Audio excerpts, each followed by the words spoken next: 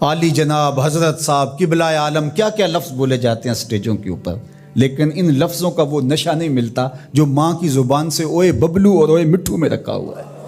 ماں جب یہ کہہ کے پکارتی ہے تو لگتا ہے کہ سارا پیار سمٹ کے ماں کے لہجے میں آ گیا ہے، لفظ نہیں ہے، ماں کے منہ سے شہد ٹپک رہا ہے۔ ماں جب بولتی ہے تو اس کے لہجے میں جبریل بولتا ہے۔ ماں جب مسکراتی ہے تو لگتا ہے جنت کی ساری کلیاں کھل اٹھی ہیں۔ ماں جب پیار سے دیکھ رہی ہوتی ہے تو لگتا ہے عرش سے رحمتیں اتر رہی۔ اللہ نے ماں کے سینے کے اندر وہ محبت، وہ تڑپ رکھی ہے، وہ ایک کائنات رکھ دی ہے الفتوں کی کہ جس کا نعم البدل کیا بدل بھی موجود نہیں ہے۔ وہ پیار رکھ دیا، وہ درد رکھ دیا، وہ درک رکھ دیا، وہ الفت رکھ دی ماں کے سینے کے اندر۔ ایک شاعر ہوا تابش، اس نے ماں کے پیار کو کتنے خوبصورت پیرائے میں بیان کیا۔ ایک مدت سے میری ماں نہیں سوئی تابش، میں نے ایک بار کہا تھا مجھے رات کو ڈر لگتا ہے۔ کہا ایک دن بچپن میں میرے منہ سے نکلا تھا امی مجھے رات کو سوتے ہوئے ڈر لگتا ہے۔ میں بوڑھا بھی ہو گیا ہوں، میری ماں اب بھی میرے بستر پہ پھونکے مارتی کہ میرے بیٹے کو رات کو ڈر نہ لگا۔ یہ ماں کے سینے کا پیار ہے، ماں کی الفت ہے، یہ ماں کی تڑپتی ہوئی ممتا ہے۔ اولاد کے لیے وہ دکھ بھی جھیلتی ہے، تکلیفیں بھی سہتی ہے۔ غریب مائیں لوگوں کے گھروں کے برتن بھی مانجنے پڑیں تو اس سے بھی گریز نہیں کرتی۔ شہر میں آ کر پڑھنے والوں بھول گئے ہو کس کی ماں نے کتنا زیور بیچا ہے۔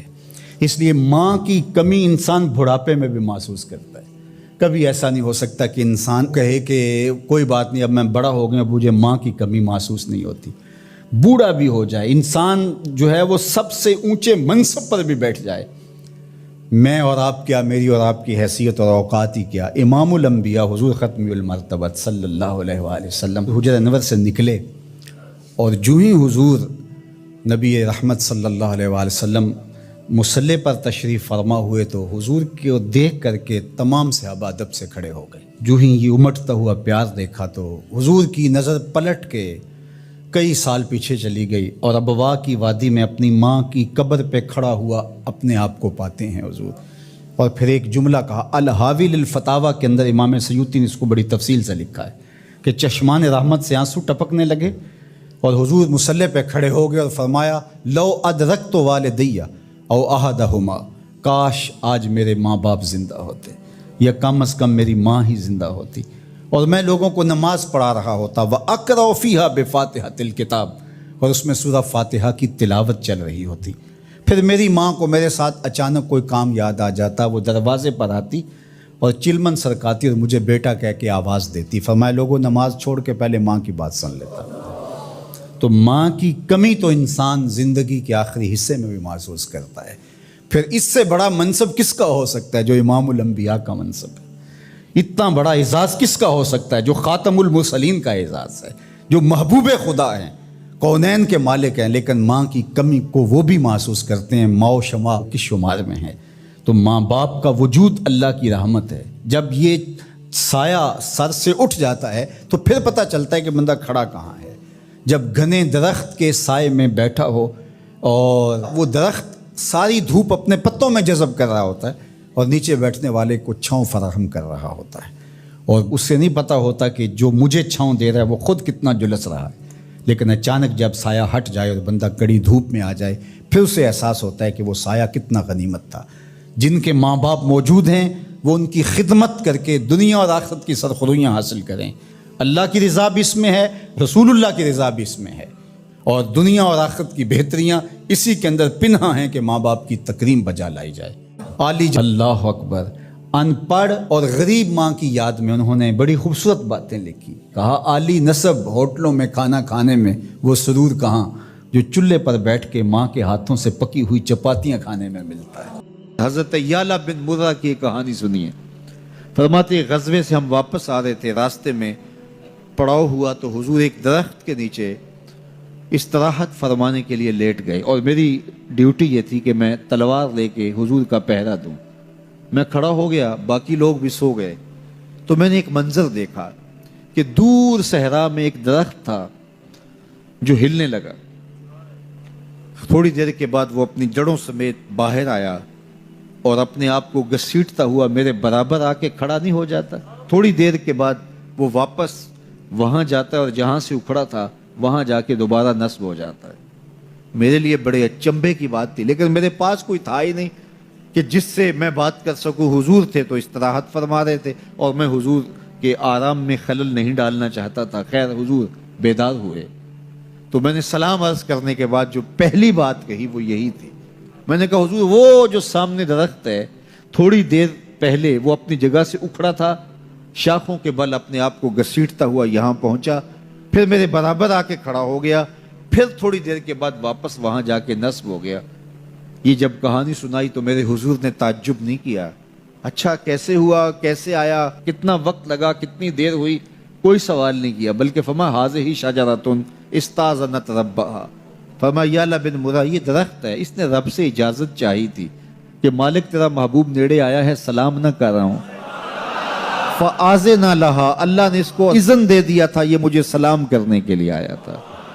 درختوں کے کلیجے بھی تڑپتے ہیں کہ حضور کو سلام کیا جائے۔ وہ کہانی تو آپ نہیں بھول سکتے جب ایک عربی نے کہا کہ حضور میں آپ کو نبی تب مانوں گا اگر وہ درخت آپ کی نبوت کی گواہی دے گا، آپ اگر اس کو بلائیں گے۔ تو میرے حضور فرماتے ہیں میں نے کیا بلانا، جا کے تو ہی کہہ دے تجھے اللہ کا رسول بلا رہا ہے۔ درخت اپنے آپ کو گھسیٹتا ہوا حضور علیہ السلام کی خدمت میں حاضر ہو جاتا ہے۔ درخت مان رہے ہیں، چاند کا کلیجہ شک ہو رہا ہے، پتھر کلمے بول رہے ہیں، حضور کے عشق میں کائنات کے ایک ایک ذرے کا دل دھڑک رہا ہے۔ وہ کیا کسی نے کہا تھا، زمین جل رہی ہے، آسمان جل رہا ہے، محبت میں سارا جہاں جل رہا ہے۔ پوری کائنات حضور کی آتش محبت میں جل رہی ہے اور حضور کے وصل کے لیے تڑپ رہی ہے۔ درخت ہوں، پتھر ہوں، اشجار ہوں، وہ اونٹنی جس پہ حضور سوار ہوتے تھے، غدبہ نامی اونٹنی، آپ تعریف پڑھیں حضور کے وصال کے بعد وہ چارہ نہیں کھاتی تھی، چارہ چھوڑ دیا تھا، رو رو کے نابینا ہو گئی وہ اونٹنی، اور صحابہ نے اس کی آنکھوں پہ پٹی باندھ دی تھی، اس نے رو رو کے جان دے دی۔ جب حضور چلے گئے ہیں تو ہم نے جی کے کیا لینا ہے۔ آپ نے محبت کی لوگ داستانیں سنی ہوں گی، محبوں نے محبوبوں کے لیے کیا کچھ کیا، نہریں کھودی، تکلیفیں سہی، اذیتوں سے گزرے، سولیوں پہ چڑھ گئے، لیکن آپ نے آج تک ایسا منظر نہیں دیکھا ہوگا کہ محبوب نے لب پھینکا ہو اور محب نے اپنے ہاتھوں پہ لے کے چہرے پہ مل لیا ہو۔ محبوب کے وضو کے پانی کو زمین پہ نہیں گرنے دیتے۔ عروہ بن مسعود صلح حدیبیہ کے موقع پر واپس جب گیا تو اس نے قریش مکہ کو جا کے کہا میں تمہاری جانب سے سفیر بن کے بڑے بڑے بادشاہوں کے درباروں میں گیا ہوں، واللہ اصحاب محمد کو جو میں نے محمد صلی اللہ علیہ وسلم کی تعظیم کرتے ہوئے دیکھا ہے، واللہ آج تک کسی بادشاہ کی بھی وہ تعظیم ہوتے ہوئے نہیں دیکھی، اور جو ان کا لعاب زمین پہ نہیں گرنے دیتے، ان کے وضو کا پانی نہیں زمین پہ گرنے دیتے، وہ ان کا خون کیسے گرنے دے۔ تو جنگ کا ارادہ ترک کر دو۔ تاریخ بتاتی ہے صلح حدیبیہ کے بعد سیدھا فتح مکہ ہوا ہے، قریش کے ساتھ پھر کوئی جنگ نہیں ہوئی، اس لیے کہ ان کے دلوں پر ایک رعب بیٹھ گیا تھا۔ جب امت نبی کی تعظیم اور تکریم بجا لاتی ہے تو بتائیے کہ پھر اس امت کو تسخیر کیا جا سکتا ہے؟ وہ ناقابل تسخیر۔ جب امت اپنے نبی کی تعظیم نہ کر سکے تو پھر اس کو جس طرح چاہو جو ہے وہ مسخر کر لو، وہ ایک بوسہ ہوتا ہے، اس کے علاوہ کچھ نہیں ہوتا۔ اس لیے اگر آپ مجھے پوچھیں کہ دین ہے کیا، تو ایک تو ہے کہ اس عنوان سے ایک الگ گفتگو کی جائے کہ دین کیا ہے، لیکن دو لفظوں میں اگر آپ مجھ سے پوچھنا چاہیں اور میں آپ کو بتانا چاہوں تو مجھے اقبال علیہ رحمہ کا لہجہ ادھار لینا پڑے گا۔ انہوں نے کہا دین سراپا سوختن اندر طلب، انتہائش عشق آغازش ادب، طلب محبوب میں تڑپنے کا نام دین ہے، جو ادب سے شروع ہوتا ہے عشق پہ ختم ہو جاتا ہے۔